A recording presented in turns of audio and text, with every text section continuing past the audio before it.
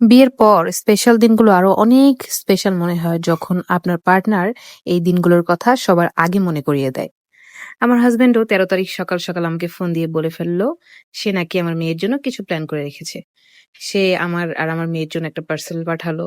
আমার ভাইকে পাঠিয়ে আমি সেই পার্সেলটা রিসিভ করলাম এবং সে যখন কথা বলছিল কলে আমার মেয়ের সাথে তখন তার খুনসুটি দেখে আমি মানে অপলক দৃষ্টিতে তাদের দিকে তাকিয়ে থাকি। সবসময় এটা হয়। তারা যখন কলে কথা বলে। বিয়ের পর আমাদের খুব একটা আলাদা থাকা হয়নি। যার জন্য ২-১ দিন গেলেই আমাদের দুজনেরই খুব খারাপ লাগা শুরু হয়ে যায়। আরো যেহেতু এখন আমাদের মেয়ে হয়ে গিয়েছে, মেয়েটার জন্য এখন বেশি খারাপ লাগে। তো যাই হোক, বাবা-মেয়ের খুনসুটি শেষে আমি আমার ভাইয়া যে গিফট গুলো আমার মেয়ের জন্য এনেছিল সেগুলো আমি রেডি করলাম।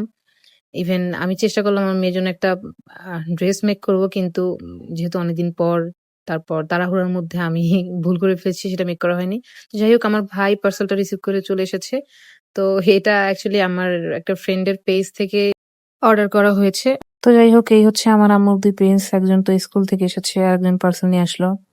তো আমার মেয়েটাও অন্যদিকে দেখলাম উঠে পড়েছে। কান্নাকাটি করতেছিল, মোড়ামুড়ি করতেছিল।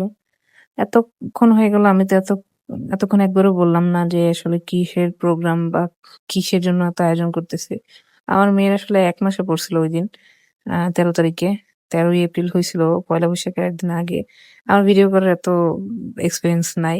এই যে আমার আম্মুর জামাটা আমি বাজারে ব্যাগ বানিয়ে ফেলেছিলাম। কারণ আমি অনেক তাড়াহুড়ো ছিলাম। মুহুরা কাটতে পারি নাই, মানে মুড়ি নাই। আর এই হচ্ছে আমার আম্মুর মাথার ব্যান্ড।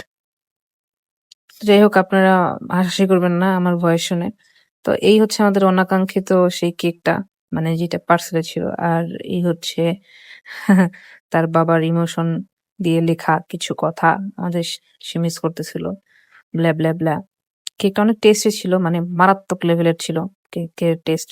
আমার ছোট ভাই তো এটা মানে অর্ধেকের বেশি খেয়ে ফেলছে। তো এই হচ্ছে আমার ফ্রেন্ডের আইডি। ওর আইডিতে গেলে পেজ পেয়ে যাবেন। অনেক সুন্দর কেক মেক করে। এখন অফারও চলতেছে বর্তমানে। আপনারা ভিজিট করে আসবেন একটু। আমি লিংক শেয়ার করে দিব। আর এই হচ্ছে আমার আম্মা জান, আমার কলিজা, আমার জান, আমার ছোট পাখি সবকিছু। ওর জন্য অনেক, অনেক, অনেক দোয়া করবেন সবসময়। আহ ওরে মাশাআল্লাহ অনেক সুন্দর লাগতেছিল।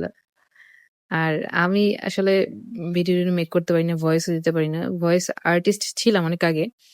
কিন্তু সেই পেশা থেকে চলে এসেছি অনেকদিন হয়ে গেছে। আমি সেদিন বেশি ছবি তুলতে পারিনি। কারণ এত বড় আয়োজন করা হয়নি। জাস্ট টুকটাক এই আরকি নিজেরা মজা করলাম।